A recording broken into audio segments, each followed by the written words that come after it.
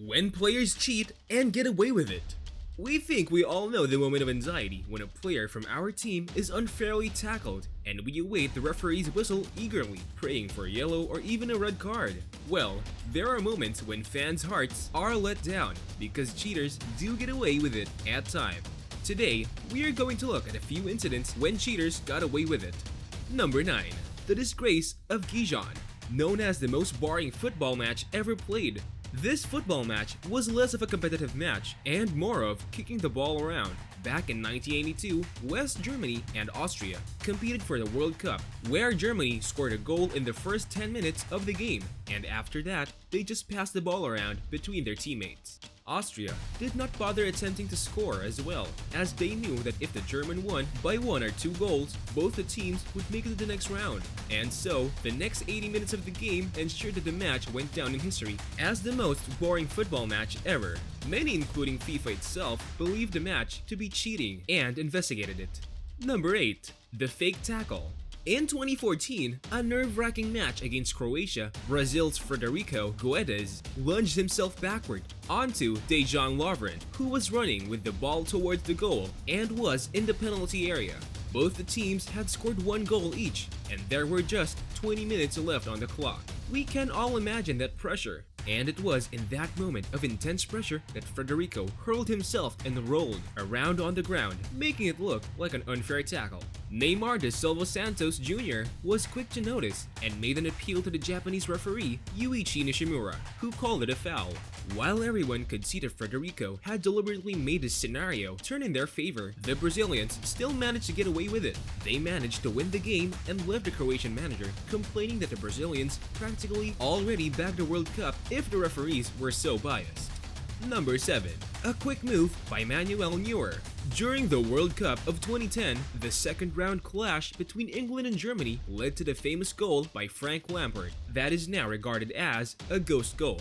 It was definitely a difficult call for the referee, and the ball hit the underside of the German crossbar and bounced over the line, making it into the goal by almost a yard or so. But referee George Larionda did not acknowledge it, leaving it to its fate as a ghost goal. The Germans won the match by 4-1, so perhaps it was a demotivation upon the wrong call as the camera's replays clearly displayed the ball entering the goal and called for a validation goal. The German goalkeeper, Manuel Neuer, later accepted the fact and praised himself, saying that he was very quick on his feet to move the ball, and so he left the referee deceived, resulting in a wrong call. Number 6. Cristiano Ronaldo's famous wing.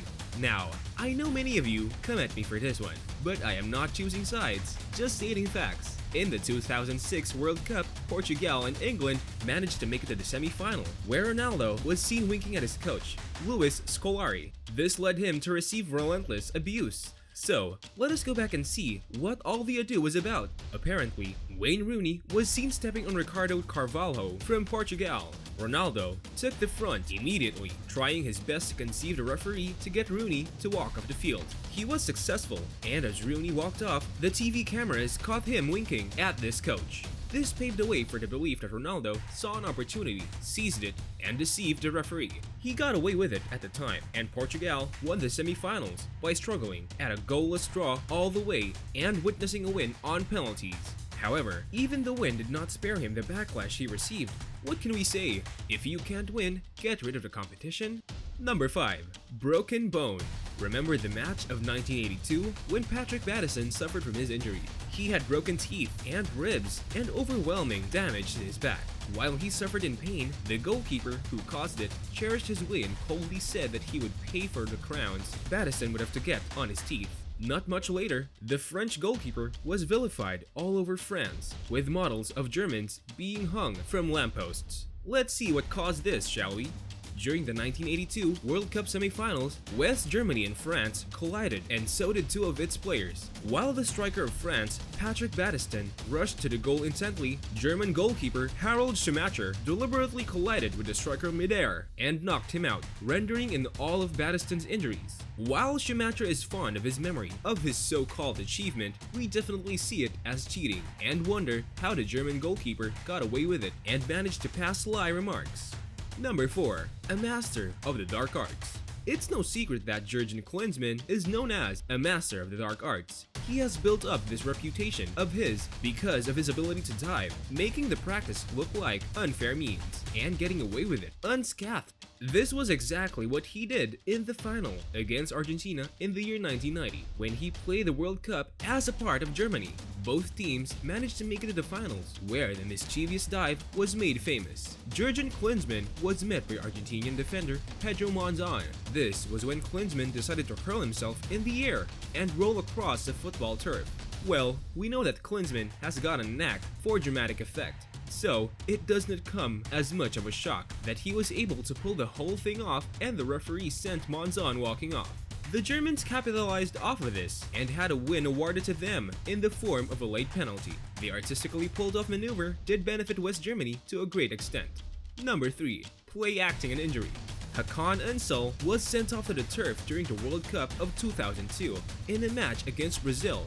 The Turkish defender had simply chipped the ball towards Rivaldo Vitor Borba Pereira while Rivaldo was on his way to take a corner kick. Rivaldo was soon seen clutching his face and blaming Hakan Ünsal for his reaction, while the TV replays clearly showed that the ball struck Rivaldo on the knee and not in the face. The referee surprised the Turkish players with a red card. All the yelling and agony by Rivaldo was nothing compared to the fury shared by the Turkish at that moment in time.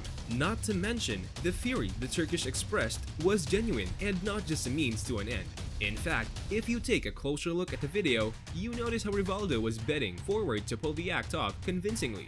Fortunately, upon investigation, FIFA did notice Rivaldo's attempt to cheat and was fined $7,350. However, the footballer definitely got away with it, as he was not stopped or banned from taking part in the tournament.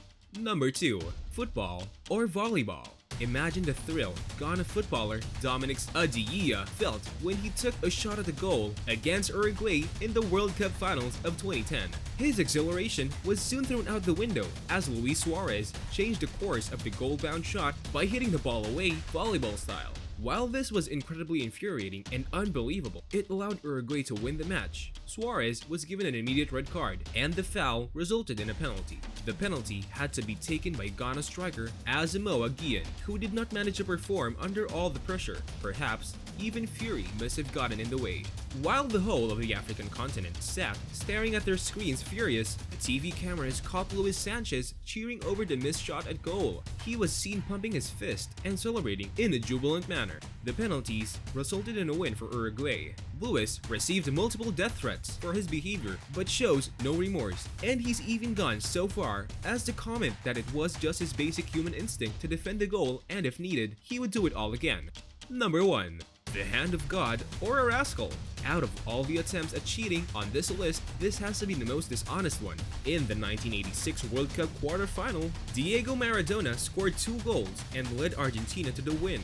However, while the second goal was truly a brilliant piece of art, the first one was a sly attempt at cheating. Maradona stood against the goalkeeper of the opposition team, and even though he was a few inches shorter than England's goalkeeper Peter Shilton, he managed to hit the ball with his hand, sending it straight into the goal. Maradona also revealed later that he had to ask his teammates to celebrate with him to sell the act. He used the words "come hug me" or the referee is not going to allow it. The referee, Ali bin Nasser, fell right into the trap and regarded it as a goal. Maradona famously refers to the goal as "a little with the head of Maradona and a little with the hand of God." However, the opposition, needless to say, had justified different opinions. The manager of the England team, Bobby Robson, commented that it was not the hand of God, but the hand of a rascal. This is where we end our list of all the scandalous pieces and skullduggery throughout the history of football. Let us take a moment and thank the TV cameras for blessing us with the truth. Thousands and millions of footballers have devoted their lives to this sport, and we owe it to them to play fair and to support what is right. We cannot change the past and the outcomes of the unfair games, but we can learn more about what was happened and form our own opinions and perceptions of the game. To learn more and be able to generate your own opinions, do subscribe to our channel. Also, if you found this video informative, please do like it and share it with your fellow football enthusiasts.